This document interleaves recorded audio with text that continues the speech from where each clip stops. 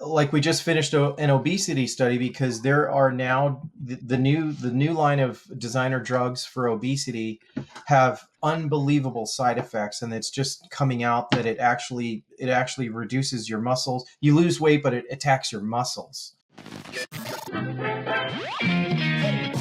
The Man That Can Project podcast, a podcast empowering career-driven men to live more fulfilling lives.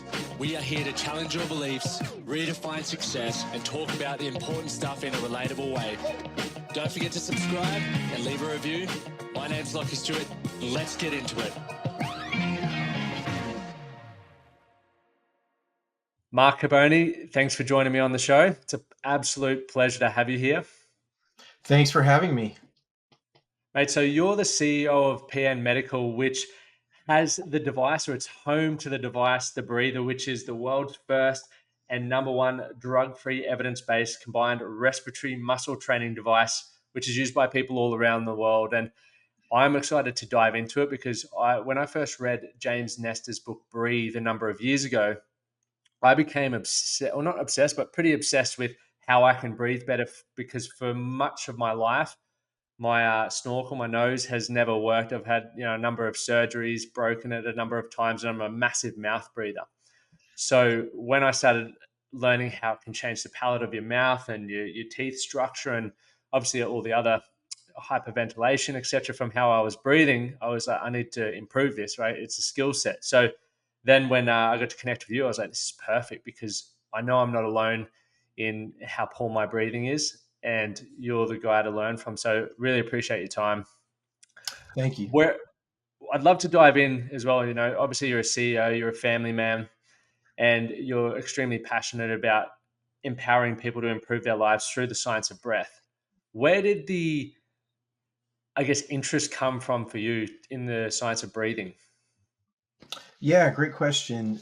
I think I was like most people, and it does happen with breathing. You don't realize you have a problem almost until it's too late, because it creeps up on you so slowly.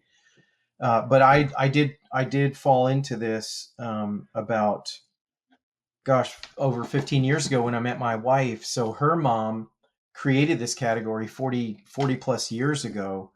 Peggy Nicholson, she's the founder of the company, and I was learning about it over the years, and then I decided, over 9 years ago, to say, hey, I'm going to leave the Fortune 100 world. This is an amazing concept. I had no idea how many people around the world have trouble breathing. But then what I really learned too is that over 90% of all humans have some form of dysfunctional breathing pattern. I mean, that's almost every single person on earth. You start out as a belly breather when you're up until about 5 years old, and then you start breathing higher and higher in your chest. And all that does is it eventually messes with your autonomic system, and it puts you in a sympathetic state. And your body's always trying to get back to homeostasis. So for me, also, I suffer from insomnia. I'm always thinking. I just can't fall asleep. Snoring, insomnia, low energy, especially with COVID. I've had COVID, I think 4 times, but I'm pretty sure it's 4 times now. So I've suffered from long COVID, which it drains your energy. You get brain fog. There's a lot of side effects. So this has become a passion for me, because I'm really on this. I'm passionate about trying to crack the code on anxiety, sleeplessness, and low energy. And the company has made this possible for me, because what I do is we do a lot of research, tons of research for a company. We're not a billion-dollar company. We're nowhere near there like big pharma, but we do a lot of studies. I'm trying to push the bar forward for the entire world right now. And what I get to do is I get to ask our chief scientist to tweak some of the studies so we can focus on sleep, low energy, and in the things that personally affect me. But it's really cool that we've affected 2 million people so far. We've helped. So it's been a very rewarding career. And since I've been at the helm for 9 years, so it's just been a blast. Because some of the results you guys have seen from the work that you're doing is like improved oxygen saturation, peak reduced hyperinflation, speech and swallow performance, which, as someone who does a podcast and my wife's a musician, when I was reading that, because I actually had vocal coaching last year for that, um, to try and project my voice more without getting tired. So when I was reading that, I was like, all right, I'm going to get one for myself and Amy, but then also just for everyday life, because I remember when I first read James Ness's book, Breathe, that I did the test where you could work out where you're at in your breathing rate, whether you're hyperventilating on a daily basis or you've got a really good breath count. And I was hyperventilating, even though it feels normal for me. Mm-hmm. But my breath rate is like 16 to 17 breaths per minute, which obviously, Whoa. as you were saying, Um, your body then is in that heightened state where it's fight or flight, even though it's like I feel like I'm going about my day every way. So then when I, once again came across this, I was like, training your breathing is just like training a specific muscle group. It just made absolute sense. yeah, well, people don't realize it that, we have around 77 muscles of respiration and almost 125 of posture. And what we do, our science, our technology, you just put the device in your mouth. It has different pressure settings on each side of the breath, and it actually targets. So what it is, it's all about targeting, right? So it targets those smooth muscles. It targets the diaphragm especially, but there are over 200 muscles that are affected in breath and posture. And you know what happens when posture goes off? I mean, everything breaks. So it goes one and the same, that we can affect that many parts of the body, because it's key. You can go without water, you can go without food, but you sure can't go without breathing very long. Yeah, I know. Tried that. I did a survival, like an apnea course, which was for big wave surfing and stuff like that. And 3, 4 years ago, and I managed to get up to just over 4 minutes with obviously the techniques that they had there, which was incredible to see the power of breath. But obviously, why you do that is if you get bombed out on a big wave, Yeah. you could feel like you're down there for a while. So it's very interesting. Why did you guys, or why did the company, sorry, you've got all these ways to test it and do different pressures and stuff, but why did you decide to go the drug free route? Because drugs seem to be the solution to everything in today's society. Yes, funny you say that, because we keep on doing studies and we keep on butting up against pharma, big pharma, who sort of runs the world now, you I know could it's say. wild. And like, we just finished an obesity study, because there are now the new line of designer drugs for obesity have unbelievable side effects, and it's just coming out that it actually reduces your muscles. You lose weight, but it attacks your muscles. So it's horrendous what's happening. So yeah, I am anti-pharma. You understand that over 100 years ago, Bill Gates' grandfather, the Bill Gates who we think is such a special, unique human, and who was a multi-billionaire before he dropped out of college. That whole thing that he was a college dropout. No, he is the most elitist person on the planet. So Gates and Rockefeller created the pharma industry 100 years ago. So we used to just cure ourselves. The blue zones where people live over 100 now, there were many more blue zones. And there is a way to have a great long life. And, if you can master the way you exchange your oxygen and your CO2, it affects everything. And at the base of all disease, I don't know if you know this, it is inefficiency of managing your oxygen is at the base of all chronic disease. It's part of it. So what we do really affects, it's almost like it's out of the gate. If you don't take care of this and manage your breath, and build your breath, you're always at a disadvantage. And people actually think they die. They think you die of certain things, right? When you get older, but you don't realize for about 30 or 40 years, after your lung capacity starts shrinking after about age 29. And people don't know that. James Nestor actually he brought that fact up, and he's really helped the world take advantage of this. But the fact that our lungs, if we don't work on it, just like any muscle, if you don't work it, you're going to lose it. So it's critical to maintain that lung capacity. And longevity, what are the things that track longevity? It's lung capacity, HRV, and VO2 max. Those three things, if Mm. you identify that, you can predict almost how long a person's going to live. So if you can address lung capacity, which using our equipment, you actually can get that capacity back. It's huge. That's cool. That is awesome. That really, really excites me because I use the Whoop, and once again, I want to find this balance between living my life and enjoying it, but I also learn, look into a lot around how you can live longer and have a great quality of life as well. With obviously, there's no point living to 100 if you can't walk properly or you can't breathe properly and enjoy your quality of life. So, looking at tools and ways to do that is pretty high up on my list. And yeah, up until I think when I did that the survival apnea program for breathing, I took my breathing seriously for about 3 months.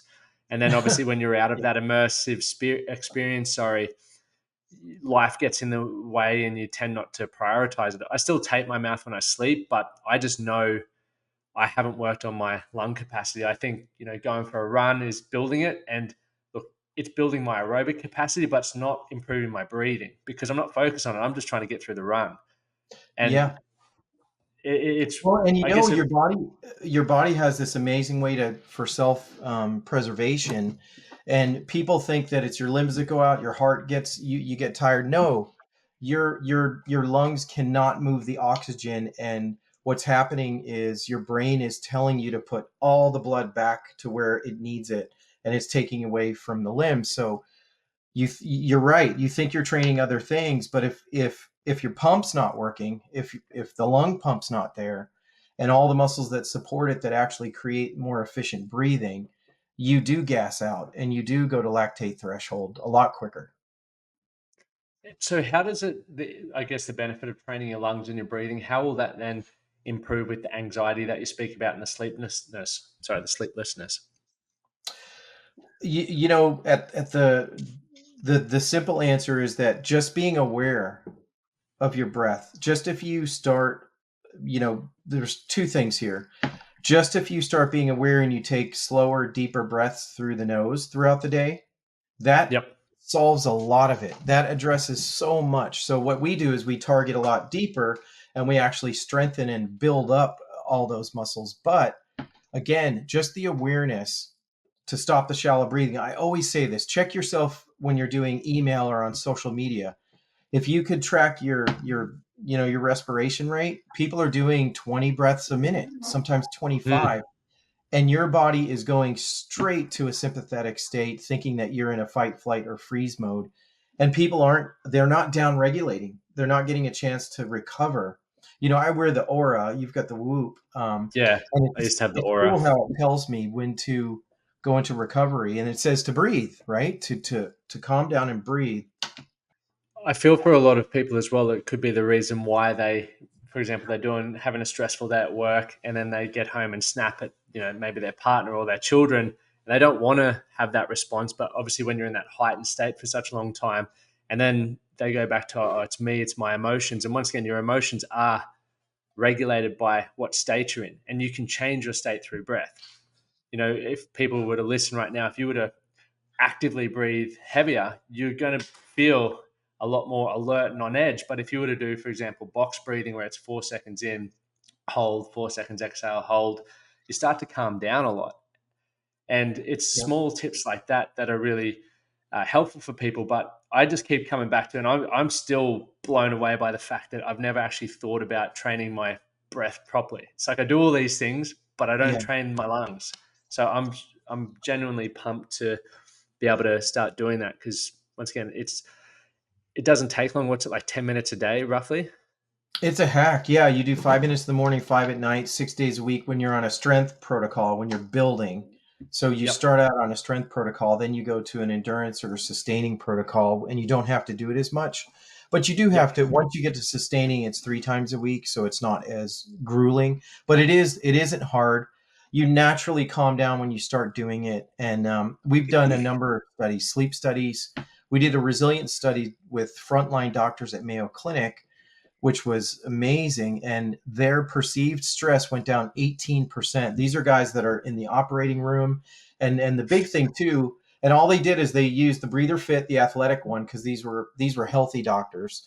And a lot of them are type A personalities, like a lot of the people that watch your show. So the same type of people were these MDs, and we had to give them other protocols. So we gave them instant calm protocols, and we gave them sleeping protocols, and to switch. So switch from the high intensity at work to home, so you do not bring all that stress to your wife or Mm, to your kids, which is critical, huge, right?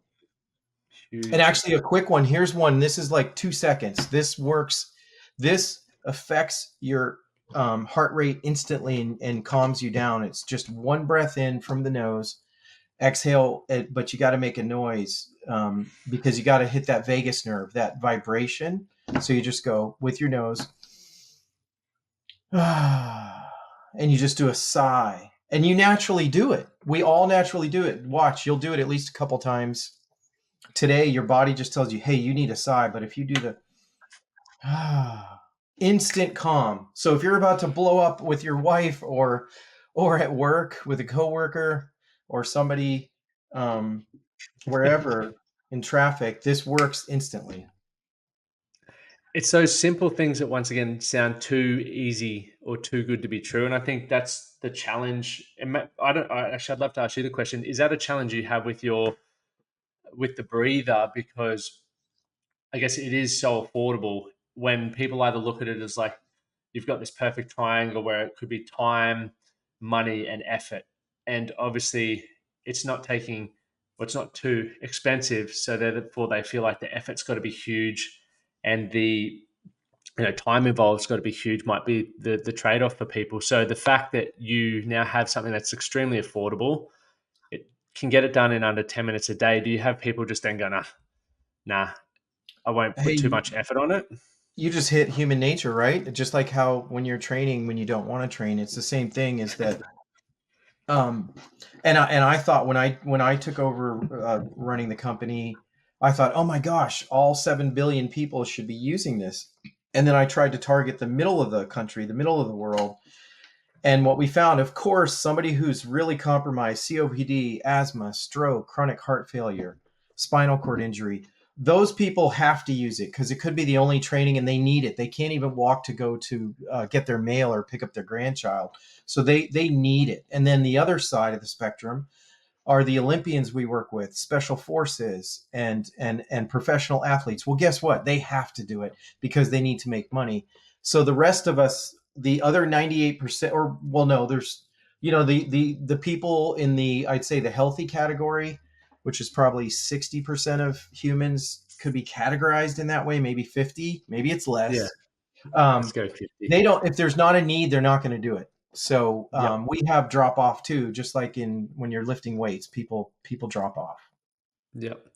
That's where I think for people listening, if you are wanting to have a long, enjoyable life, it's about thinking about what can I do to maintain that. And once again, in the moment, using the breather, for example, once a day or brushing your teeth once a day isn't going to do anything today or maybe even tomorrow. But over a 10-year period, it's going to have you in a much better position than most people. And what I then think about is okay, for example, if this takes me 5 minutes in the morning and 5 minutes in the evening, what habits can I stack together so that I get it done? For example, most people talk about morning routines, having that routine that sets you up to win the day. Then there's the evening rituals for those who do those. Once again, it winds you down and maybe preps you for the next day. It's no different. I personally would use this as a warm up to my training session and a way to sort of unwind before I go to bed because I understand the impacts and the effects of it. And it doesn't become challenging because I've now just stacked the habit. It's like part That of is, stretching to train. yeah, you just hit it. When you stack the habit, you win. Um, I've got on the athletic side, I've got, two competitive athletes. Two of my three sons. The third one's not old enough yet, but the two are pre-Olympic surfers, and this is their little secret edge that they have over the other kids. They're 11 and 13, but they're doing really well, and they use the breather fit, once a day. I mean, they're little kids, and that's enough Yeah. for them, and it gives them that little edge. They can paddle a little bit longer than the other kids, and they just have a little more stamina. And guess what? At the competitive level, it's 1%. The person who just has a tiny edge is who wins. So it gives my boys a little competitive edge. Oh, dude, I get so excited for that. Like just the compound effect of that as well. For example, getting that extra paddle effort and getting an extra wave in over, what they're 13 and 11. By the time they're 20, they're going to have those however many extra waves in because they could aerobically keep up with that. It's like compounding interest with Oh money my or gosh, you just hit it. daily They're probably going to deposits. get an extra 5,000 waves before they're 20. Correct. Yeah, and, like, what you learn from that, that's what excites me. I wish I had it when I was back running. It Yeah, could have been yeah. extremely beneficial, but that's what really excites me. But I'd love to talk now more about yourself as an individual. Obviously, I've heard you speak about thinking 10x, like just big way of thinking. And also, you said you've got kids. How do you manage work life balance when you do have this mindset where you're extremely passionate about your career and you've obviously got big goals and ambitions with that? So, how do you manage to, I guess, make that work? Because that's a big challenge that a lot of men face. Yeah, and we can't complain, right? A man, we can't. We just have to suck it up, and we have to be there for our wives. We do. It's just life. Nothing wrong with it. We are the men, and we have to step up. So I would say that it's extremely difficult. So what I do, and if my wife was sitting here next to me, she'd say I've been challenged the past year or so. But that balance is, I try to, as soon as I wake up, it's either a workout or it's time with the boys, and we do something. We go swim or we do something early. So if I can, if I can check in, my morning routine may be a little different than all the people in Tim Ferriss's book. I mean, it's awesome, Tim Ferriss's books, but Yeah. mine is family first in the morning. Oh, first prayer. So I'll do a prayer, I'll do a little devotional, and then I will spend time with family, then go to work. And that helps because then I'm gone. I don't want to say checked out, but I'm pretty busy until nighttime. And then we try to check in back at night. So, and here's the other thing: you just can't take on too many things. I own other companies too, so it is a challenge, and you have to. And I think I've listened to some of your shows, and it's about your team too. I have the most amazing employees, and without that, I could not put in that extra time. So if you don't have all the employees, and it's just you, if you don't make time, somebody else will make time for you. So if I do not put in my calendar, it's not going to happen. I fail a lot. I get grouchy. I get upset. I take work home, and sometimes I forget to use those protocols that I've learned on how to calm down and how to down regulate. But I'm human too, just like everybody else. And there are times when I won't use my breather for 3 months. I'll just be like, oh, dude, I'm sick of it. I've been using it for 7 years. Yeah. It's like, this is getting old. So what we're doing is we keep reinventing. So we've got an awesome connected device that's coming out next year. As soon as you put it in your mouth, it'll predict an exacerbation 14 days before you even know it. So, Wow. yeah. That's very, very exciting. So I think I loved what you said there. Obviously, the way you start your day is with prayer, or for those who don't start their day that way, you could look at like a gratitude practice or something where you're focusing on, like, I guess, that being thankful for something bigger than yourself, that compelling future. That's what I really prioritize, and then that time for family. I think it's very easy to get drawn to what we want to achieve and where we're going, that we don't appreciate what we have right now. And I've read too many or watched too many stories where people on their deathbed, and I interviewed a guy last week. Actually, I should connect him with you. He's an avid surfer, but he's got stage 4 lung cancer, and he's Oh, documenting his journey. In his phrases, it's either the beginning of the end or the start of something beautiful. And wow. he was putting into perspective like what his routine. So he spends 2.5 hours now getting himself right for the day. Now he doesn't do that all at once. He does about an hour in the morning, 30 minutes at lunch, an hour at night, just so he can mentally um, prepare for the day. And I think a lot of people neglect that because he now understands how important every minute is. Yeah. Many of us, Wow. I guess, think about it, but we are already thinking about what's coming next. And so I love that you prioritize your family, and you mentioned your health there as well. I think health for me is non-negotiable, and it's not always smashing myself in the gym. It could be stretching or this breathing, whatever it may be, but it's going to physically make me better. Then we go hustle. We do the work stuff. You can't get away without working. You have to provide for your family. You have to, I believe, have purpose, something that you're working towards. And then you come and do the same when you get back home. Many people do not, sorry to cut you off, Mike, do not schedule their time outside of work. And as you Hmm. said, if you don't do that, someone will do it for you, and you'll look back going, "Man, I wasted a lot of time." Yeah. You know what's interesting what you said about that um, about the prioritizing. So um, when I gosh, there was something you said about nighttime and the Was ritual it habits. prepping to get, or obviously recap your day or get set for the day ahead? Oh yeah, that's what it is. Is that people, and I hope I can help a lot of people right now because so many people have sleeping issues. A lot of people have Oh sleep yeah, apnea. And so, did you know that you sleep poorly because you breathe poorly during the day? People don't realize it. So people need a reason. You need a why. So when you're very sick, I've got your why. That's easy. I can A COPD patient has to see me. So, but when it's the rest of us, if you pay attention to your why, so it adds up. Those 15 or so thousand breaths you take before you start going to sleep, or 10,000 before nighttime, that is creating a pattern for how you're going to breathe when you go to sleep.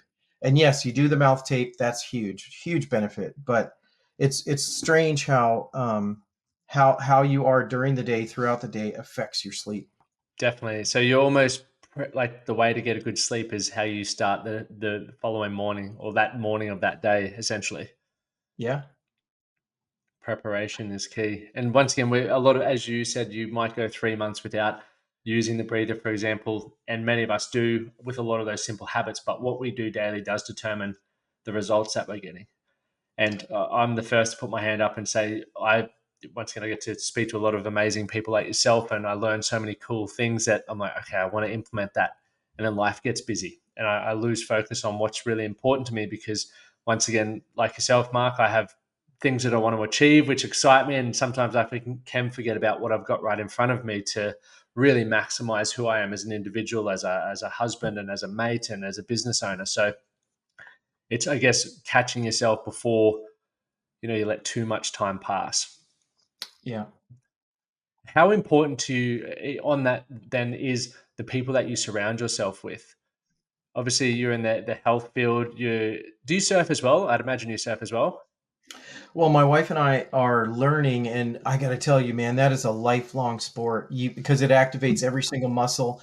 You're taking in that amazing salt air and the water. So you see so many successful people, if they're coastal, they all surf. It's strange. All these people I meet who are on the coasts, and for you, when you used to live in Australia, I'm sure same thing. Which we have not been yet. I cannot wait until we start surfing Australia. It's going to be amazing. Dude, you're gonna love Um, it. yeah, you're gonna have It to is. hook us up and tell me who to stay with while we're there. Oh yeah, we got some good buddies there, and one of my mates has a nice beach house where he's got this ice bar, sauna, and literally walk straight onto the beach to some of the best surf Oh, in Oz. So it's definitely fun. But I guess to even second that, I love the fact that when you're surfing, obviously there's the physical challenges. You're learning how to read waves and the endorphin rush of all of that. But just when you're out the back of a set, you realize how simple life really could be. You're looking back at whether it's a skyline or the city, that depending on where you're surfing, and you're just like, I'm really quite insignificant in the big picture. All my problems don't really matter too much. And for me, yeah, it's the most therapeutic experience. And then you go back in and you're like, man, I went into the water freaking out about a deadline, and now I don't even care about that deadline. yeah, So I can definitely see why a lot of CEOs and high performing people who have access to surfing do that. yeah. It's so fun. It is. Can you explain the 10x thinking? Yeah, it's some people talk about 100x thinking as well, but for me, and I did this with my boys. It was an Indian billionaire. I heard him about maybe, I don't know, 8 or 10 years ago, how he preps his kids. So as his kids were growing up, he would always say to them, "Hey, I want you to always think how you can help a billion people. Always think a billion. So if you can help a billion, money's going to be no issue. You're going to be as rich as me and more. So if to me it's that is can I help a million people, 10 million, 100. So I always tell my boys, what do you come up with an idea of how you can help a billion people today, and just your brain is a muscle too, right? It's got a muscle. You can build habits into it. So when you think like that, when you're always thinking out of the box like that, good ideas start happening. They just happen. Yeah, I love that. And I don't necessarily use 10x, but I always try to think bigger. It's like when you settle with something, it's like, how could you multiply that? And what would the actions be that you would need to take in order to achieve that? And then if you do start to act on it, you really start to move what you think is possible. And I think it's very easy after school or tertiary education to stop learning, but we Yeah. need to adopt lifelong learning to master in the three areas that I believe in is health, your relationships, and wealth. You must always be learning. You must always be being challenged by people, their thoughts, their ideas, and the things that they've got going on, and then put it to the test. I think it's really important to test it for yourself, not always take on opinions. It's like, let's form my own opinion. Yeah, I love constantly learning, and just so I don't sound like I'm just full of good news. Some days, dude, I just want to give up. There are days, and I have dark days. When you're because as we've been growing, we've had a lot of growth since COVID because we are part of the solution. I help strengthen people's respiratory system. So when we started really having a hockey puck, hockey stick growth after COVID hit, we started getting a lot of counterfeits from China and knockoffs. So I had to do a lot of lawsuits and try to Mm, fight all these bad actors on Amazon and everywhere. And you have some dark days, and also even getting bad investors. Once I raised 6 years ago, I think it was, I raised almost 1 million from an investor, and he was just not the right guy. He didn't know anything about medicine or medical, and it was such a bad fit. So there are the dark and the good. So I suffer just like everybody else. I have yeah. really dark days and really good days. What did you learn from raising the funds and recognizing that he wasn't the right fit? Because I think that can help people building out their environment with the people that they surround themselves with. Because quite often we might have a person who has one amazing thing about themselves, for example, but then they have 10 toxic things or 10 things that just add more value. But they're like, no, I need to keep this person in my life because they're the best person to drink beers with or whatever it may be. So what did you learn from that in investment experience? In how what I went through raising money. Yeah, or just what you learned when you realized he wasn't the right person, even though he had the capital. But Yeah. what were those things that you recognized that he was not the best fit for the company? Well, what it is because he didn't know our industry, and and again, it's tough because when you're trying to grow or you're doing a startup or you're trying to really expand like we've done a couple times, you're in a spot where you probably have to raise money. And I hate to say that I don't hate to say, but saying no, it's easy to say it right now because I'm cash positive, so I can say no. I don't. I'm not going to talk to that guy. But at that time, I really wanted to grow, and I think it was a bad decision. Um, I thought I knew him and his family well, but I did not as well as I thought.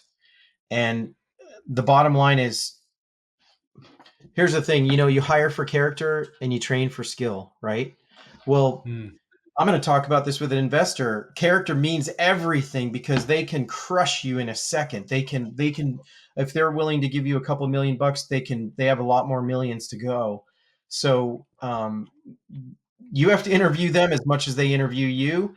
And please know this, they all can read through the lies. They just sometimes need to push their money somewhere, and you might be that lucky bloke who actually they're like, "Oh, this guy seems okay. I'll give him money." But they can read through the lies in seconds, and know that. Don't ever try to trick them, and don't ever say next year we're going to do 600% growth. It happens, but those are the companies that are on the news, and there are only like 50 companies a year that do that grow at that exponential rate. So be realistic, be honest, and find people who may invest in you, who also have some character.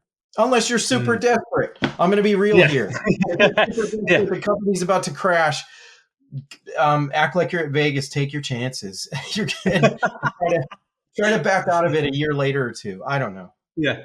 I appreciate the context. It's good to know because I think one thing I always wanted, especially when I started in business and probably earlier, was to have role models who were honest of what it took to, whether it was having a successful relationship, building a company, because we all hear the success stories, but we don't know what it took to really get there. And people don't like to share their shit. It's like the fact that if you are about to go bankrupt, just take the cash because that's what you need to survive. And if you genuinely believe that in your product or service, then do what you need to do to win. Like that's it. And sometimes those decisions, looking back, like shouldn't have done that, but when your back's against the wall, you do it. Yeah. As long Yeah. as it's always Sometimes. ethical for everyone listening. But Mark, I want to respect your time, and I really appreciate you giving me some of your time. It's been honestly great to chat with you, and I am honestly excited to test out this product because I'm an asthmatic. I Oh, train every single day. I have breathing issues, and I've obviously also been diving into how I can improve my energy, improve my sleep with the power of breath, and just training my lungs. Because once again, I do marathons, I do all kinds of stuff, and I just know the more efficient I am with my breath, the better everything else will come. So, thank you for your time. yeah. Thank you. And where can people buy the product and where can people find you as well? You could either search pnmedical.com or just search for the breather. Just search the breather and it should pop up all over the internet. Awesome. Thank you so much for your time. And for those listening along, if you got value from this, share it with someone that you know will also get some value. And all the links to Mark and the breather will be in the show notes below.